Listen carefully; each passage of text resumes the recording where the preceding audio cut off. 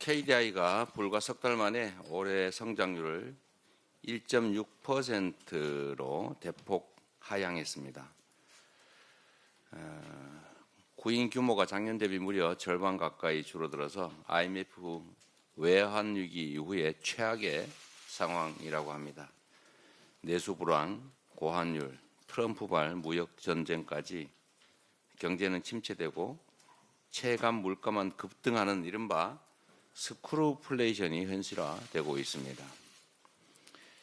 어제 민주당은 민생 회복과 경제 성장을 위한 추경안의 주요 내용을 발표했습니다. 국민의힘 권성동 원내대표도 교섭단체 대표연설에서 추경이 필요하다고 말씀하셨습니다.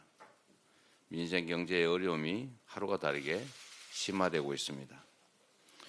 우리 민주당의 추경안은 회복과 성장을 나눠서 민생 회복에 23조 5천억 원, 경제 성장 부문에 11조 2천억 원을 배정했습니다. 소비 진작, 취약계층 지원, 안전 강화, 인공지능 및 반도체 지원, 그리고 R&D 확대 등 분야별 금액에 이르기까지 세밀하게 우리의 계획을 밝혔습니다. 20일에 국정협의회 첫 회의가 열립니다. 속도가 관건입니다. 신속하게 논의해야 되겠습니다. 추경에 대해서도 역시 말로는 하자고 하는데 구체적 협의를 해보면 전혀 할 생각이 없어 보입니다. 작년 연말에 삭감한 예산안들을 복구하는 걸 조건으로 내걸기도 한다는데 작년 연말에 삭감한 예산안들이 대개 다 특경비니 특활비니 예비비니 그런 건데 예비비 늘리고 특경비 늘리고 특활비 늘리면 민생 경제 살아나고 경제가 회복이 됩니까? 그 이상한 좀 고집을 부리고 있어요. 나라 살림보다는 어떻게 하면 야당을 괴롭힐까? 대체 추경 안 하고 국민 경제 나쁘게 만들고 민생 회복 지연시키고 악화시켜서 대체 누구에게 이익이 있는 건지 도저히 납득이 안 됩니다. 정말 시쳇말로 이게 나라 망치자고 하는 일 같습니다.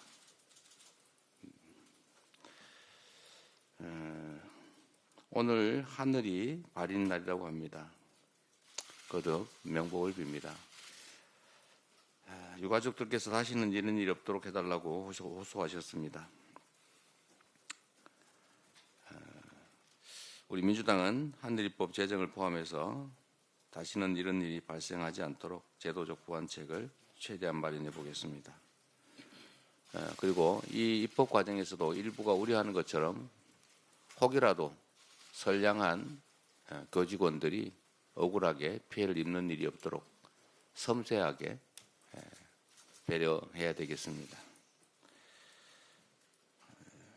아이들을 위해서 보다 안전한 환경을 만드는 것이 고통을 겪는 유가족들 그리고 학교에 아이들을 보내는 우리 부모님들의 걱정을 덜어드리는 길이다. 또 위로하는 길이다. 이렇게 생각합니다.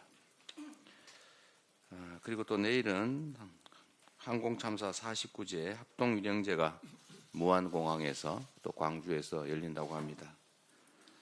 모쪼록 모두가 한마음으로 가족을 잃은 분들을 거듭 위로하고 다시는 이런 일이 발생하지 않도록 경각심을 가져야 되겠습니다. 우리 민주당도 특별법 제정을 비롯해서 약속한 대로 예방대책을 빈틈없이 마련해 가겠습니다. 사람이 살아가면서 모든 재난을 완벽하게 막을 수는 없지만 최소한의 인재는 예방할 수 있는 시스템을 갖춰 나가야 되겠습니다. 제가 준비되진 않았는데 한 말씀만 좀 추가로 드리도록 하겠습니다. 어제 제가 뉴스를 보다 보니까 하도 기가 막힌 장면들이 많아서 한 말씀을 꼭 드려야 되겠습니다. 지금 내란 사건 수사 과정에서 어디 메모를 보니까 노상원 전직 사령관, 전 사령관 메모에서 나온 것 같습니다. 누구를 잡아다가 GOP에서 폭사를 시키자, 음식물에 독약을 타가지고 죽이자, 어디 화물선에 실어가지고 폭발물을 설치한 다음에 원격 조종으로 폭발을 시키든지 시한폭탄을 폭발시켜서 바다에 빠뜨려 죽이자, 뭐 이런 황당무계한 정말 끔찍하고 잔인한 계획을 세웠던 게 드러나고 있습니다. 그 대상자들도 광범위합니다. 그 차범근 감독이 왜 들어갑니까? 그 이상하게 이재명 영장 기각한 판사 이름이 없다 싶었더니 역시 꼼꼼하게 들어있었습니다. 무슨 연예인, 도대체 상상할 수도 없는 뭐 신부, 종교인, 목사님 다 잡아 죽이려고 했던 거 아닙니까? 반대하는 사람, 불편한 사람을 전부 죽여버리려고 했던 거 아닙니까? 이게 대체 상상이나 할 수 있는 일입니까? 그리고 더 기가 막힌 일은 우리가 옛날 교과서에서나 봤던 삼선 개헌을 시도했다는 거 아닙니까?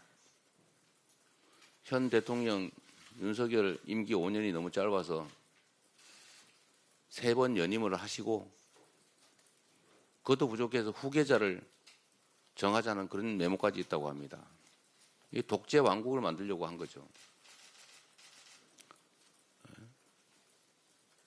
왕이 계승하는 나라를 비난할 게 뭐가 있습니까?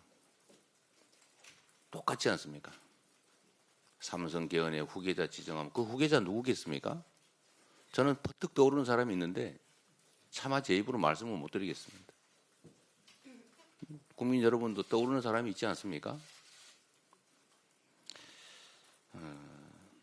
지금 이 계엄 사태에 대해서 마치 아무 일도 없었던 것처럼 누가 죽지도 않았는데 왜 이러냐,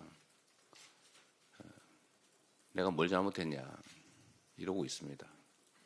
뭐 범죄자 자신이야 그럴 수 있다고 치고 일국의 집권당이라고 하는 국민의힘 태도가 기가 막힐 뿐입니다.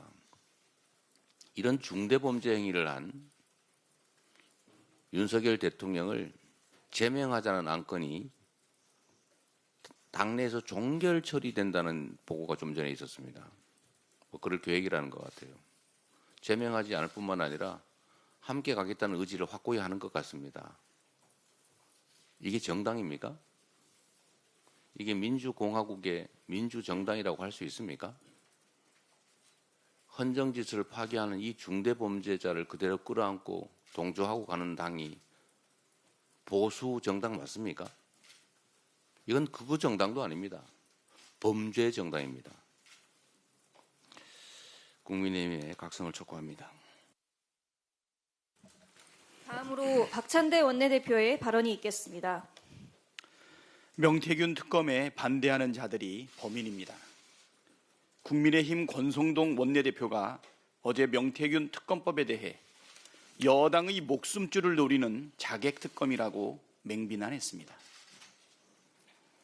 불과 일주일 전에는 추진하려면 추진해보라 그러더니 그 사이 무슨 일이 있었길래 마음이 바뀌었는지 궁금합니다. 명태균 특검법은 12.3 비상계엄 선포의 직접적 원인인 명태균 게이트를 수사하자는 법안입니다.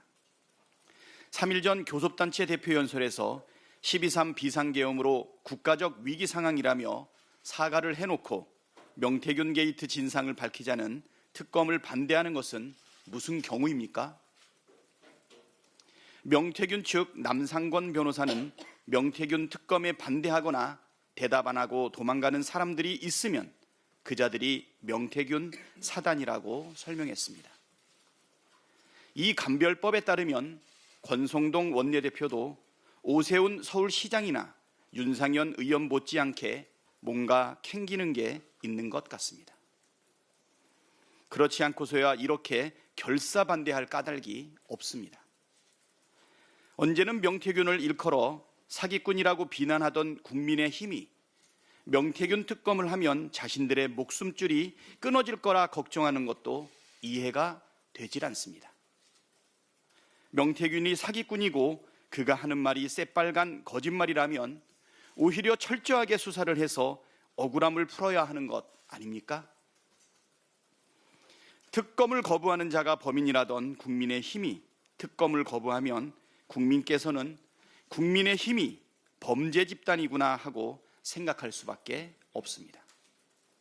괜한 오해 만들지 말고 떳떳하게 명태균 특검법에 찬성하십시오. 12.3 비상계엄에 김건희의 그림자가 어른거리고 있습니다. 어제 헌법재판소 탄핵심판 변론에 참석한 조태용 국정원장은 계엄 전날 김건희와 문자를 주고받은 사실을 인정했습니다. 조태용 원장은 2일 김건희로부터 문자 2통을 받고 다음 날 답장했다며 그 내용에 대해서는 기억이 잘 나지 않는다고 했습니다. 평소 문자를 주고받는 일이 자주 있는 일은 아니라면서도 민감한 시기에 주고받은 문자 내용을 기억하지 못한다는 답변이 회개합니다. 계엄 당일 계엄 메모를 기억하지 못한다는 최 대행의 답변과도 비슷하지 않습니까? 아무리 좋게 해석을 하려고 해도 민간인인 김건희가 국정원장과 문자를 주고받아야 할 이유를 찾지 못하겠습니다. 그것도 왜 하필 비상계엄 선포 전날 문자를 2통이나 보냈는지 그 내용은 무엇인지 투명하게 밝혀내야 합니다. 민간인인 김건희가 경호처 비화폰을 지급받았다는 의혹도 제기된 걸 보면 김건희가 계엄 논의와 실행에 개입한 것이 아닌지 강한 의심이 듭니다. 명태균 게이트를 막으려고 장림무사 윤석열이 비상계엄을 선포한 것이라면 분명 주술사 김건희가 개입되어 있지 않겠습니까? 내란의 전모를 온전하게 밝히기 위해서라도 철저한 수사를 촉구합니다. 본격적인 추경 논의로 민생 회복에 숨통을 틔워야 합니다. 어제 민주당이 35조 원 규모의 추경안 내용을 공개했습니다. 최상목 권한대행도 국회 대정부 질문에서 추경 편성 필요성을 인정한 만큼 관련 논의가 속도감 있게 진행되길 바랍니다. 가뜩이나 어려운데 12.3 비상계엄으로 꽁꽁 얼어붙은 민생 현장의 막막함을 풀고 경제 성장의 토대를 놓기 위해서라도 신속한 추경에 정부와 국민의힘이 적극 협조하기를 촉구합니다. 국민이 겪는 어려움 앞에서 정치적 유불리나 이런저런 조건 따질 때가 아니라는 점 명심하길 바랍니다.